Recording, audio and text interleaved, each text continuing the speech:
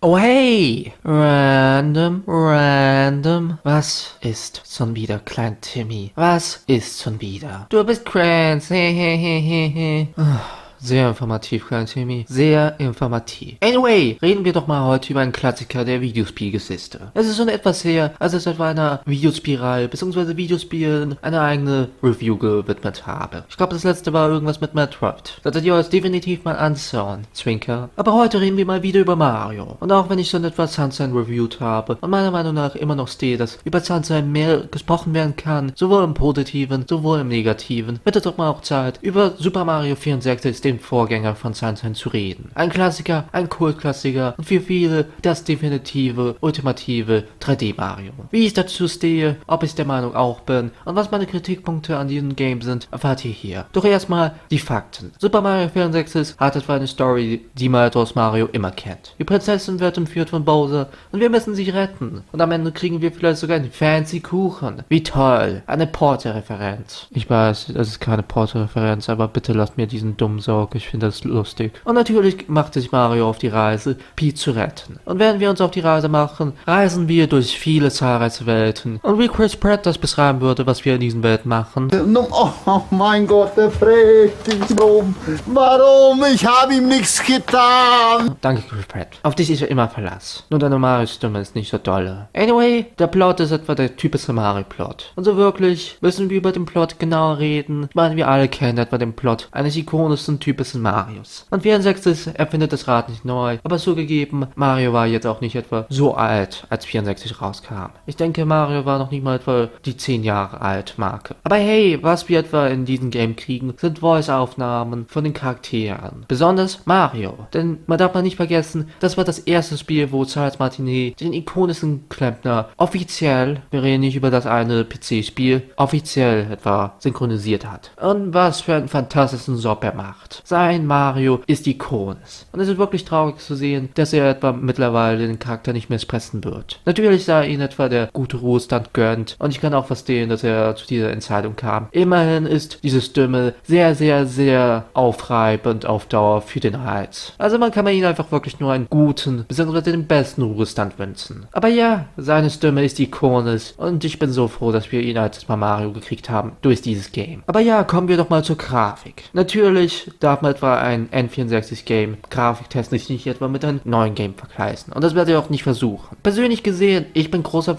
Fan von dieser Grafik. Ich weiß auch nicht warum, aber ich mag wirklich dieses Design von Mario. Und ich weiß, es ist eher mehr der Grafik geschuldet, dass viele der Charaktere so aussehen, wie sie hier aussehen. Vor allem Mario. Aber I don't know. Ich bin persönlich ein großer Freund von dieser Art und Weise, wie etwa Mario 64 gemacht worden ist. Was man nicht versucht, etwa das eher mehr realistischer mit den Proportionen und so weiter zu machen. Wie ein paar der PlayStation-Spiele, auch der PlayStation 1-Zeit zum Beispiel, die mittlerweile heutzutage wirklich kacke gealtert sind. Nee, man hat das eher mehr mit seinem Cartoon-Approach gemacht. Und ich meine, wollen wir wirklich etwa einen realistischen Mario sehen? Jemals? Natürlich nicht. Das Realistischste, was wir von Mario bekommen können, bzw. sollten, ist vermutlich das Filmdesign. Und auch das hat ein paar Probleme, aber anderes Thema. Also ja, dieser Grafikdesign, bzw. die Grafik als solches, ist natürlich aus heutiger Sicht definitiv nicht einer der besten. Aber es war eine andere Zeit, es war der erste große 3D-Plattformer, ein wirklich grandioser dazu auch noch. Und der Style, bzw. diese Grafik hat einfach etwa seinen eigenen Charme. Sei es nun wie Mario mit seinen Polygonen aussieht, oder auch Bowser, der wirklich gut aussieht tatsächlich. Aber nicht alles ist etwa kunterbunt bei diesem Spiel und manche Dinge sind wirklich Nintendo, was habt ihr euch da gedacht? Großes Sprichwort, die Kamera dieses Spieles. Die Kamera dieses Spieles ist furchtbar. Wirklich oft furchtbar und die dreht sich auch nicht wirklich gut. Wenn wir mal jemals etwa ein anderes Remake als den DS-Teil kriegen von 64, dann bitte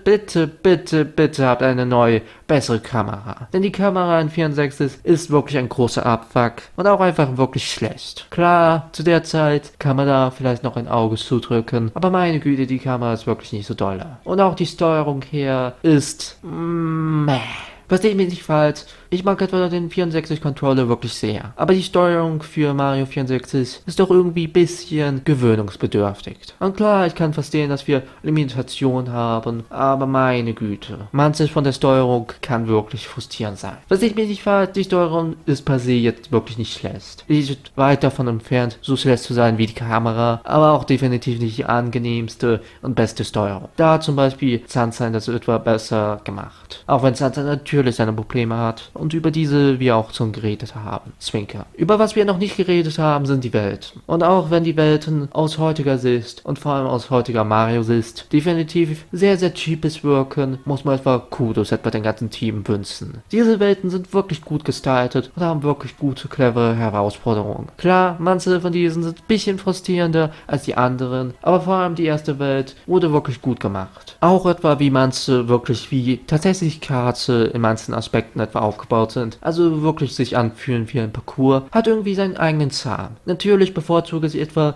das eher mehr, was wir etwa in Galaxy bekommen haben, oder Galaxy 2 oder Odyssey oder auch Sunshine, aber ich muss wirklich zugeben, ja, das hat wirklich irgendwie seinen Charme. Und generell kann man 64 wirklich gut beschreiben mit, es hat so viel Charme. 64 ist bei weitem kein perfektes Spiel. Klar, es ist revolutionär, klar, ich respektiere es durch und klar, ich mag es auch wirklich sehr. Aber warum ich es so sehr mag, ist halt eben wegen den Charme. Man kann mal fühlen, dass etwa wirklich viel Liebe etwa in dieses Game eingeflossen ist und es ist einfach wirklich etwa ein guter Kickstarter für die 3D-Mario-Reihe. Es strahlt mit Charme, es unterhält einfach nur und es ist eigentlich wirklich spaßig zu spielen. Klar, Kritikpunkte wie die Kamera und die Steuerung könnten oder wären etwas schön, wenn die etwa ein bisschen besser gewesen wären. Klar, manche der Level sind jetzt auch nicht etwa die schönsten und etwa alle Sterne etwa einzusammeln ist wirklich nicht etwa das einfachste oder leichteste und kann auch manchmal wirklich frustrierend sein. Aber meiner Meinung nach ist es so charmant. Was mich auch auf einen anderen Punkt bringt, und zwar die Community rund um dieses Spiel ist. Auch wenn ich kein großer Teil von dieser Community bin, was man von dieser mitbekommt und so weiter, ist wirklich interessant. Das sind nun etwa die Mods, die etwa uns ermöglichen, Alice Real in die Realität zu bringen, also mit Luigi zu spielen, oder sei es auch etwa paar der Creepypastas. Zugegeben, ich finde Creepypastas oft lächerlich, aber die Creepypastas oder auch Analog-Horror-Episoden von Super Mario 64 haben wirklich irgendwas Interessantes und sind wirklich, wirklich gut etwa gemacht worden. Und generell, die ganze Mario 64 Community zeigt ja auch einfach wirklich, die lieben das Spiel, weil dieses Spiel ist auch einfach nur sehr nostalgisch für die und auch einfach ein wirklich gutes, unterhaltsames Spiel. Klar, ich würde schon behaupten, das Game ist schon etwa ein bisschen overrated. Und das sage ich auch nicht nur, weil,